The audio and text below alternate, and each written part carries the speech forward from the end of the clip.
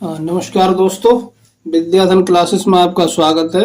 तो आज हम जो है टॉपिक लेके आए हैं वो है टॉपिक पर्यायवाची का। तो हम समझते हैं पहले पर्यायवाची होते क्या चीज है और पर्यायवाची का नमस्कार दोस्तों, विद्याधन क्लासेस में आपका स्वागत है। तो आज हम लेके आए हैं आपके लिए जो टॉपिक है वो लेके आए हैं पर्यायवाची। तो पर्यायवाची क्या होते हैं और पर्यायवाची का प्रयोग क्यों किया जाता है ये बात हम आपको बताएंगे, उसके बाद हम पढ़ाएंगे। पर्यायवाची का शब्द का मतलब होता है समानार्थी शब्द।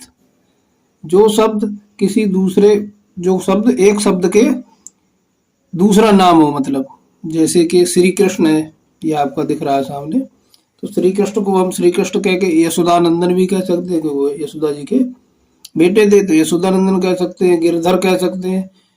तो इनका प्रयोग हम इस वजह से करते हैं कि जैसे कोई कविता बनाना है, कोई पद लिखना है या कोई पद्य लिखना है, गद्य लिखना है, तो वो शब्द हम बार बार प्रयोग न करके नए नए शब्दों का प्रयोग करेंगे। अगर एक ही शब्द को बार बार, जैसे श्री कृष्ण की बात करने तो श्री कृष्ण बार बार प्रयोग करेंगे तो काव्य में मधुरता नहीं आती है, काव्य बढ़िया नहीं लगता। और एक उसमें दोष हो जाता है पुनरुक्त प्रास का।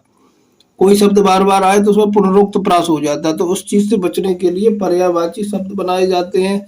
और दूसरा उसका काम होता है, जैसे कोई मात्रक छंद होते हैं, जैसे चौपाई है, दोहा है, तो फिर मात्रा सेट नहीं हो पाएगी। तो मात्रा सेट तब होती है जब हम किसी चीज का प्रयोग कर रहे हैं तो उसका हमें पर्यायवाची मालूम होगा, तो तुकांत बनाने में भी आसानी होगी, मात्रा सेट करने में भी आसानी होगी।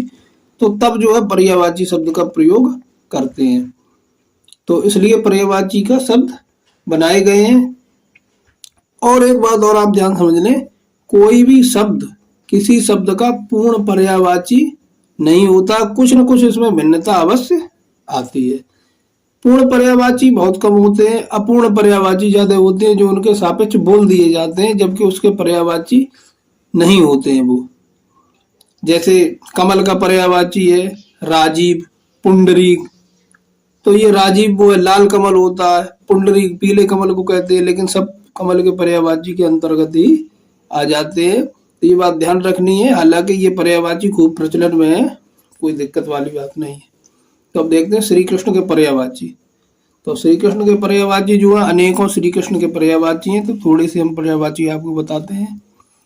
पर्यायवाची शब्द आप पढ़ रहे हैं तो उसमें एक चीज ध्यान रखिए, जिसका जितना बड़ा काम उसके उतने ज्यादा नाम। तो श्री कृष्ण चूंकि भगवान है तो उन्होंने असंख्य काम किए, तो उनके असंख्य पर्यायवाची भी हैं। और जिसका ज्यादा नाम नहीं उसके, जिसके ज्यादा काम नहीं उसके ज्यादा नाम नहीं। तो श्री कृष्ण के पर्यायवाची हैं। तो देखते हैं श्री कृष्ण के पर्यायवाची। मान लीजिए गोला हमने खींच लिया, इधर श्री कृष्ण के पर्यायवाची लिखेंगे। तो सबसे पहले जिनका नाम जो है यशोदा नंदन लिख लेते हैं, यशोदा के बेटे थे यशोदा नंदन। वासुदेव के बेटे थे तो वासुदेव हो गए।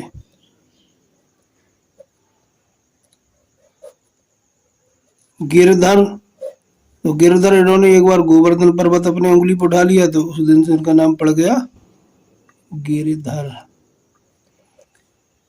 बिल्कुल आपको व्याख्या सहित हम बता रहे हैं, नाम तो आपको याद रखना ही है, साथ में उनका मतलब भी बता देंगे तो आपको कभी दिक्कत नहीं होगी। कोई कविता वगैरह आप पढ़ रहे होगे तो आपको अर्थ समझने में भी बहुत आसानी होगी। एक बार यशोदा माता ने इनको रस्सी से बांध के ऊखल में बांध दिया था तो उनका नाम पड़ गया था दामोदर। दाम माने होता है रस्सी और उदर माने पेट। पेट में रस्सी बांधने के कारण भगवान का नाम पड़ गया दामोदर। पेट में रस्सी बांधने के कारण। तो ऐसे ही जो है और नाम कौन से, मुरलीधर, भगवान श्री कृष्ण मुरली रखते हैं तो उनका नाम हो गया मुरलीधर। एक मुर नाम के दैत्य को मारा था, तो मुर नाम के दैत्य को मारा था यानी मुर के दुश्मन। तो मुर प्लस आरी, आरी कहते हैं दुश्मन को आरी। तो जब संधि जोड़ेंगे तो शब्द बनेगा मुरारी। मुरारी बन गया शब्द। राधा जी के बहुत प्यारे हैं तो राधा वल्लभ नाम हो गया। राधा वल्लभ, वल्लभ कहते हैं प्रिय को। यहाँ पे वल्लभ शब्द जुड़ जाता है तो वहां पे प्रिय, वल्लभ का मतलब होता है प्रिय। बिल्कुल आपको एक एक पॉइंट समझा देंगे, आप जीवन में कभी नहीं भूलेंगे एक बार ये वीडियो अगर आपने देख ली तो। इसके बाद एक नाम आता है भगवान का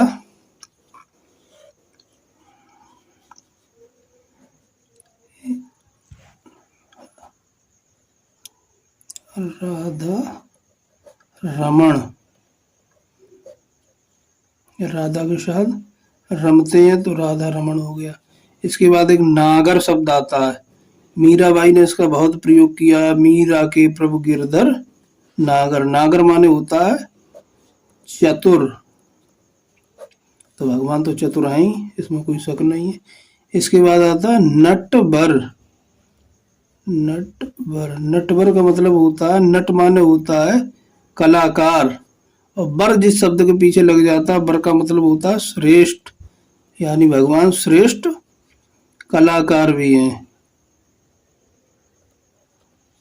तो नटवर का मतलब आप समझ गए, श्रेष्ठ कलाकार। इसके बाद आते हैं पर्यायवाची कंसार, कंस के दुश्मन यानी कंस को मारने वाली, कंसारी। इसके बाद आता है आपका नाम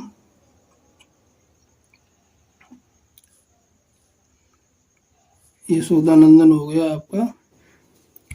अब यशोदा के नाम के पीछे सुत जोड़ दे, यशोदा सुत, तो लो यशोदा सुत हो गया, तब भी बन जाएगा पर्यायवाची। इसके बाद होता है एक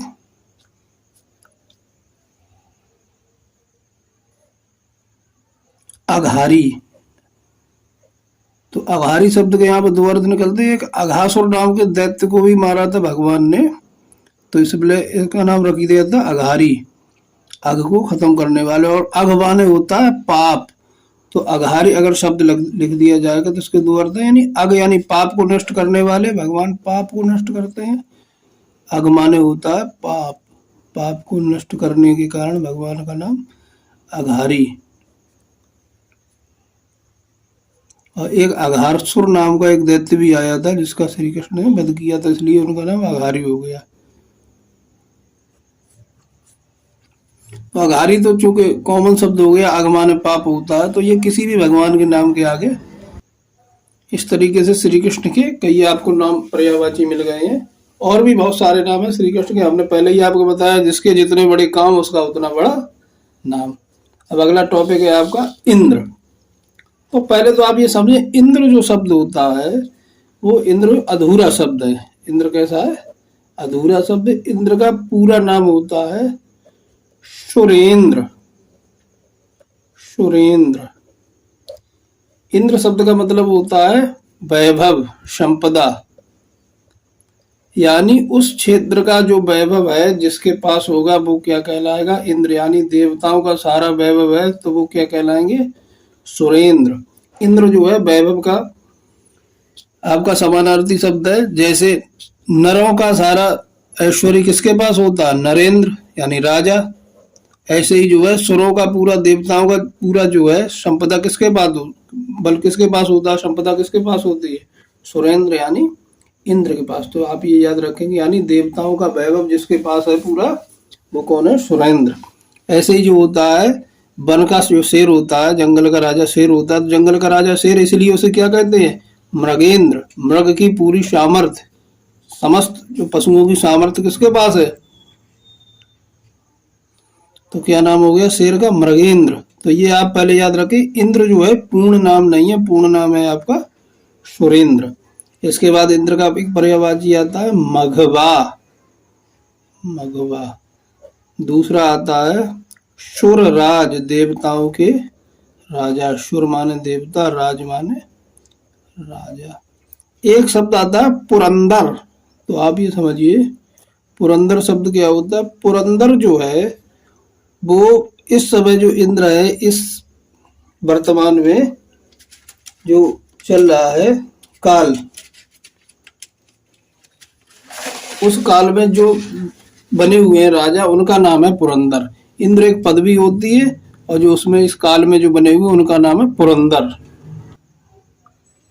इसके बाद इनका नाम आता है शचीपत,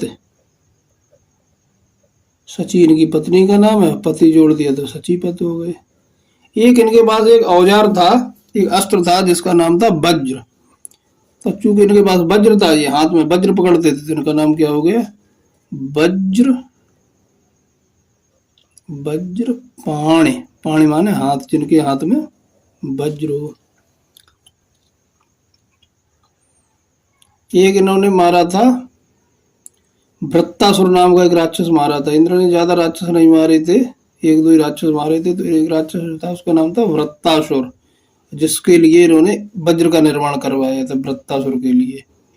वृत्तार, तो फिर क्या हो गया? वृत्तार यानी वृत्त के दुश्मन। एक इन्होंने जम्ब नाम का राक्षस मारा था, इनका नाम हो गया जम्भार। जम्भार।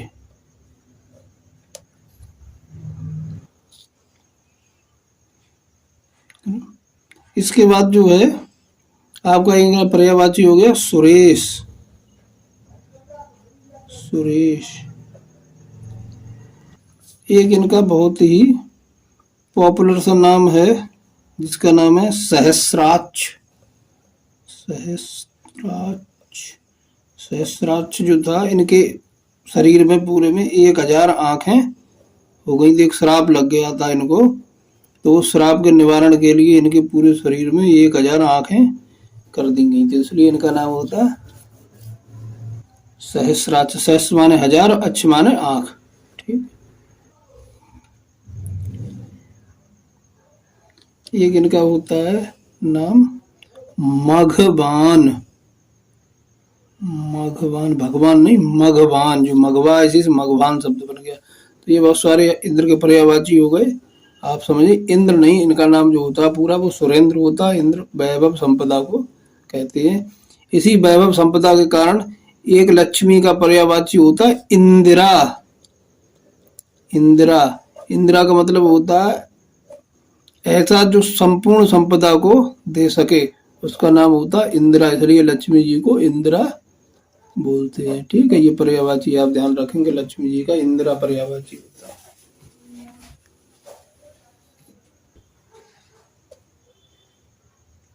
अब अगला पर्यायवाची आया आपका शेर का। तो शेर जो होता, आपने अभी आपको बताया था मृगेंद्र, तो शेर का पर्यायवाची हो गया एक मृगेंद्र। दूसरा हो गया मृगराज। मृग शब्द से आप ये ना समझना कि हिरण सिर्फ होता है। मृग शब्द का मतलब होता है पशु। पहले जो है पुराने व्याकरण में मृग का शब्द का अर्थ था वो पशु था, लेकिन अब शब्द संकोच हो गया। जब भाषा विज्ञान में होता है शब्द संकोच, शब्द विस्तार, तो मृग जो शब्द है अब हिरण के अर्थ में प्रयोग होने लगा है। वैसे मृग माने होता है पशु, ये बात आप ध्यान रखेंगे। तो पशु का मतलब होता है, मृग का मतलब होता है समस्त जंगल में रहने वाले पशु। तो उनका राजा कौन हो गया? शेर। तो मृगराज हो गया, मृगेंद्र हो गया आपका। इसका एक पर्यायवाची होता है हरि। हरि तो बहुतों के पर्यायवाची होते नहीं, शेर का भी होता है, हम आपको बताए दे रहे। इसके बाद हो गया आपका केहरी। इसके बाद हो गया आपका एक पर्यायवाची केसरी। केसरी इस वजह से कहते हैं शेर को, शेर के गर्दन के चारों तरफ गोल गोल बाल होते हैं, जिसको अयाल भी बोलते हैं। क्या बोलते हैं? अयाल। इसी को संस्कृत भाषा में केसर बोलते हैं। और जिसके ये केसर होती है उसको क्या बोलते हैं? केसरी। अगला आपका होगा ये पंचानन। शेर को पंचानन भी बोलते हैं, यानी पंचानन। इसके बाद एक शेर का पर्यायवाची आता है आपका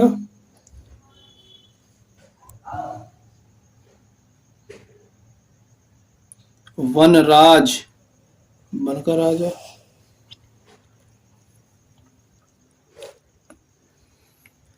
इसके बाद एक शेर का पर्यायवाची आता है आपका, एक शेर का पर्यायवाची होता है शार्दूल। ठीक है, ये शेर के आपके पर्यायवाची हो गए। और भी होते हैं, फिलहाल में ये इतने देखिए। इसके बाद आपका पर्यायवाची आता है आकाश का। तो आकाश के पर्यायवाची देखेंगे। आसमान,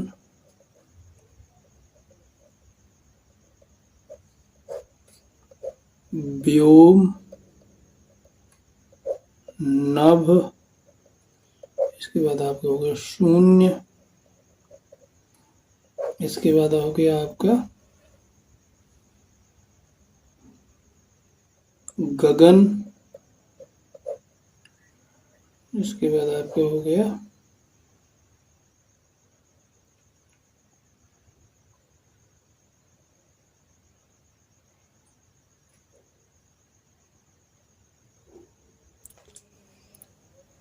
अंबर आदि, जो आसमान के पर्यायवाची हैं ये आपके हो गए। इसके बाद आपका आता है पर्यायवाची चंद्रमा के। तो चंद्रमा के पर्यायवाची देखेंगे, ऐसे बना लेंगे गोला और लिखेंगे। तो चंद्रमा की पर्यायवाची शशि, इसके बाद आपका हो जाएगा राकेश।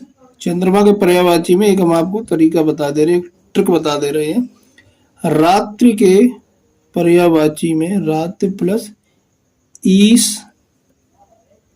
या रात्रि के पर्यायवाची में पति जोड़कर चंद्रमा के पर्यायवाची बन जाएंगे। तो इनको आप ट्रिक के द्वारा बना सकते हैं। शशांक,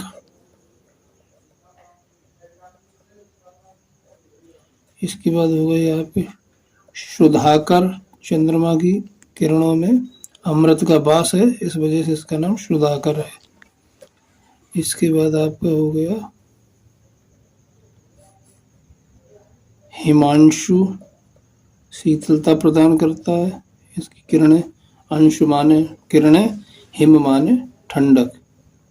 हिमांशु हो गया, राकेश हो गया, निशापति लिख लीजिए, निशापति। इसके बाद लिख लीजिए एक बहुत ही अच्छा नाम भी आप है, ये देखिए कितना बढ़िया नाम है, निशेष। निशेष, निषादन ईश यानी निशेष। इसके बाद एक आपका पर्यायवाची हो जाएगा चंद्रमा का चकोर पक्षी। चंद्रमा को बहुत देखता है, तो चकोर पक्षी से पर्यायवाची बन जाएंगे चंद्रमा के। तो लिख लिए चकोर बंधु। इसके बाद है आपका सुधाकर हो गया, हिमांशु हो गया, सुधाकर। चंद्रमा की पर्यायवाची है सोम, एक पर्यायवाची है सुधाकर हो गया, एक चंद्र लिख लीजिए, और आपको एक पर्यायवाची हो जाएगा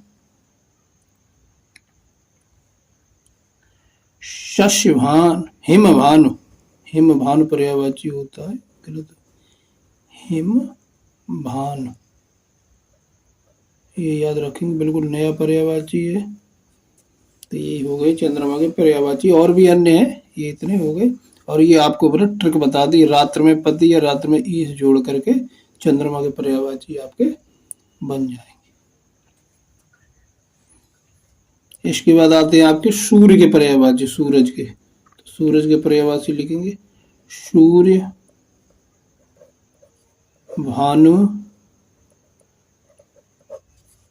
दिवाकर यानी दिन करने वाले दिवाकर, दिनेश दिन के ईश यानी दिन के देवता दिनेश।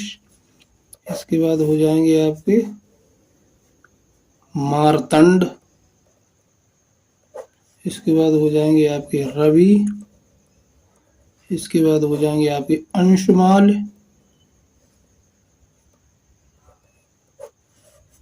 इसके बाद हो जाएंगे आपके, एक होता पर्यायवाची अर्क, एक होता पर्यायवाची लोलार्क। अर्क जो पर्यायवाची है बहुअर्थी पर्यायवाची है, इसका एक अर्थ और निकलता है, एक आक का पौधा और होता है, कौआ जिसको बोलते हैं देसी भाषा में, उसका भी पर्यायवाची अर्क होता है। ठीक है। इसके बाद आता है आपका पर्यायवाची पृथ्वी। तो पृथ्वी के कितने पर्यायवाची हैं? पृथ्वी के पर्यायवाची हैं आपके भू, धरा, धरित्री, यानी धारण करती है ये, धरणी, इसके बाद आता है आपका वसुधा, इसके बाद आती है वसुंधरा, इसके बाद आती है आपकी क्षमा, इसके बाद आता है आपका मही, इसके बाद आता है आपका धरित्री हो गया, धरा, भू, धरा, धरणी, वसुधा, क्षमा, इसके बाद एक पर्यायवाची होता है छोनी, इसके बाद आपका पर्यायवाची हो गया पृथ्वी का धरती, इसके बाद आपका हो गया पर्यायवाची अवनी, लगभग ये पृथ्वी के पर्यायवाची हो गए, और भी होते होंगे। अब इसमें एक ट्रिक आपको बता दे रहे, पृथ्वी के पर्यायवाची में अगर हम धर जोड़ दें, पृथ्वी धन धर, तो ये पर्यायवाची बनेंगे आपके पहाड़ के, पर्वत पहाड़ के। तो देखते हैं, एक बना के आपको दिखाते हैं। जैसे भू होता है, एक करके दिखा रहे हैं। जैसे भू है, भू धन धर बराबर भूधर, भूधर कहते हैं पहाड़ को। तो ऐसे ही धरणी धर भी हो जाता है, महीधर भी हो जाते हैं पहाड़ के। तो ये ट्रिक है, पृथ्वी धन धर बराबर पहाड़। तो ये आपको ट्रिक बता दी है। हमारी कोशिश ये रहेगी कि आपको ऐसी तरीके से पढ़ाएं कि जो आपको जिंदगी भर याद रहे, कभी भूले ना। इसके बाद आता है आपका पर्यायवाची कामदेव का। तो कामदेव का पर्यायवाची देखते हैं। कामदेव की काफी सारे पर्यायवाची हैं। तो कामदेव का पर्यायवाची है एक इनका अनंग। अनंग इसको इनको इस वजह से कहते हैं कि इनका अंग नहीं है, ये बिना अंग के ही काम करते हैं। जब भगवान शंकर ने इनको जला दिया था कामदेव को, तो इनकी पत्नी जो थी रति, वो रोती हुई आई शंकर जी के पास, बोली कि आपने हमारे पति को जला दिया, आप सब मामला बिगड़ जाएगा, क्योंकि बिना कामदेव के पृथ्वी नहीं चल सकती है। तो भगवान शंकर ने कहा कोई बात नहीं, आज से कामदेव तुम्हारे पति शरीर के रूप में नहीं, बिना शरीर के ही पूरे संसार में अपना कार्य करेंगे। तो इसलिए इनका नाम हो गया अनंग। अब इनके पास एक धनुष है, काय का? फूलों का। तो इनका नाम हो गया पुष्प धनवा। पुष्प धनवा, फूलों का धनुष रखते हैं अपने पास, तो इनका नाम हो गया पुष्प धनवा। एक इनका पर्यायवाची है पंचबाण, फूलों का ये धनुष रखते हैं और 5 बाण रखते हैं, तो पंचबाण हो गया। एक इनका पर्यायवाची है कंदर्प। कंदर्प नाम हो गया इनका। इनकी पत्नी का नाम रति है, तो इनका नाम रतिपत हो गया। हमने आपको पहले ही बताया, जिनका जितना बड़ा काम उतना बड़ा नाम, तो रतिपत हो गई। इनका रथ है, और रथ पे जो है इनका पताका लगी हुई है मछली की, तो रतिपत हो गया। इनकी जो है रथ है, रथ के ऊपर जो है मछली की पताका लगी, मछली का चिन्ह बना हुआ है इनकी झंडी के ऊपर। पहले सबके झंडियों के ऊपर अपने अपने चिन्ह बने होते थे, सबकी झंडी का अलग अलग चिन्ह होता था। तो इनका चिन्ह है वो मछली का है, तो इनका नाम मछली का पर्यायवाची होता मीन, और झंडे का पर्यायवाची होता केतु। तो इनका नाम हो गया मीन केतु। मीन केतु हो गया। एक इनका नाम होता स्मर, तो इनका नाम स्मर हो गया। अब 5 बाण होते हैं चूंकि, तो 5 कैसी संख्या है? असम विषम संख्या है। विषम को ही असम कह देते हैं, तो असम बाण, विषम बाण। एक इनका नाम है विषम बाण।